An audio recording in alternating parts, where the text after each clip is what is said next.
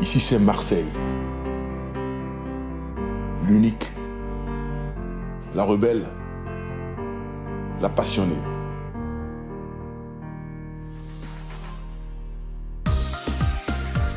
Salut à tous, je suis ravie de vous retrouver pour la quotidienne de Téléfoot.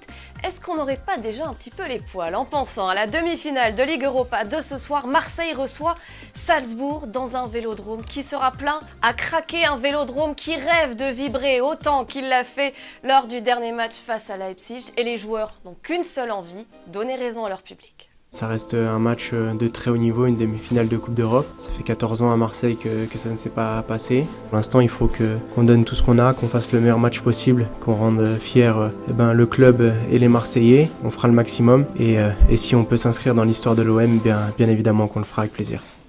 Mais attention, si le tirage au sort a pu sembler clément pour certains, il ne faut pas sous-estimer Salzbourg. Ils sont en passe de remporter leur 5e titre national d'affilée. Ils souffrent un petit peu d'ailleurs d'un manque de reconnaissance sur la scène européenne. Et une chose est sûre, ils n'ont pas peur. On a vraiment faim et on a toujours eu faim, c'est pour ça qu'on est là. Depuis qu'on a passé les phases de poule, on a toujours joué dans les stades pleins, donc pour nous, ça ne sera pas quelque chose de nouveau. Pour aller en finale, il faut passer par la case Marseille et on est prêt. On vous rappelle d'ailleurs que les deux clubs s'étaient déjà rencontrés durant la phase de poule et c'était plutôt avantage Salzbourg. Victoire 1-0 au match aller et 0 partout au vélodrome au retour. Mais c'était un Marseille différent. Depuis, Payet a retrouvé ses jambes de feu. Thauvin réalise l'une des plus belles saisons de sa carrière. De quoi écrire une très jolie symphonie ce soir.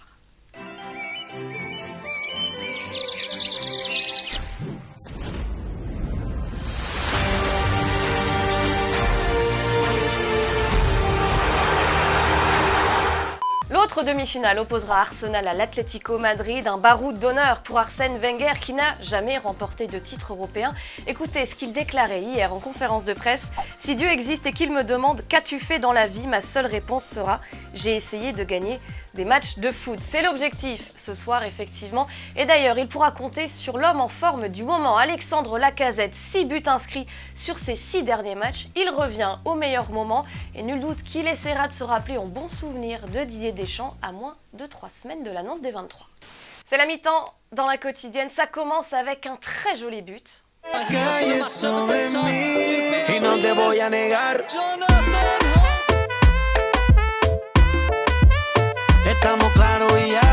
Et ça se termine avec une beaucoup moins jolie célébration.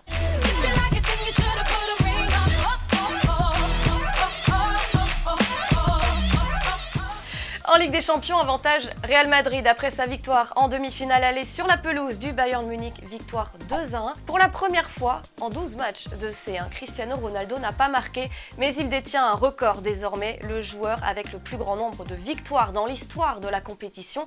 Il en est à 99. Pour autant, c'est pas forcément un Real très flamboyant qu'on a vu hier. Thomas Müller a même déclaré à l'issue du match, ce Real-là est fragile.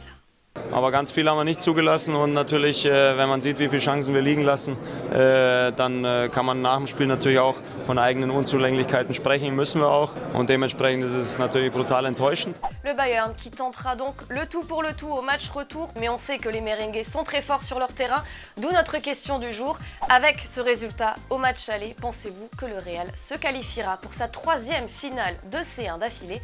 On attend vos réponses dans les commentaires.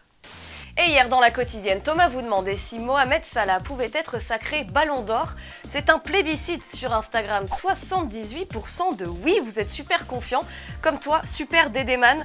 Pour toi c'est carrément jouable, il qualifie l'Égypte pour la Coupe du Monde, il est passeur, buteur, dribbleur lors d'une saison incroyable à Liverpool, meilleur joueur de Première Ligue. Surtout que tu penses que Messi est déjà hors course cette année. Pour toi, Gladiator 04 quand même, c'est compromis car tu ne vois pas Salah remporter de titre majeur cette année, contrairement à Messi qui va gagner la Liga ou à Ronaldo que tu vois bien soulever un 3e trophée de Ligue des Champions d'affilée. En plus, l'Argentine, le Portugal ont quand même plus de chances de briller à la Coupe du Monde que l'Égypte et on sait que les années de grande compétition, c'est souvent déterminant.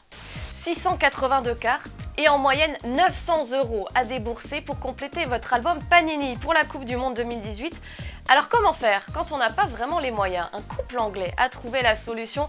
Depuis la Coupe du Monde 2014 et l'Euro 2016, ils dessinent eux-mêmes leurs stickers avec plus plus ou moins de réussite. Vous reconnaissez peut-être Paul Pogba ou encore Franck Ribéry. Et en plus, ils ont lancé une cagnotte dont ils reverseront tous les bénéfices à des associations. Alors le talent, ça se discute. En tout cas, l'humour et la bonne attention sont là. On a hâte de voir ce que ça va donner cet été. C'est la fin de la quotidienne. Un grand merci de nous avoir suivis. Comme d'habitude, n'hésitez pas à liker, à commenter et à partager. On se retrouve demain avec grand plaisir et on l'espère avec des bonnes nouvelles côté français. On se quitte en images et en musique et évidemment, allez l'OM!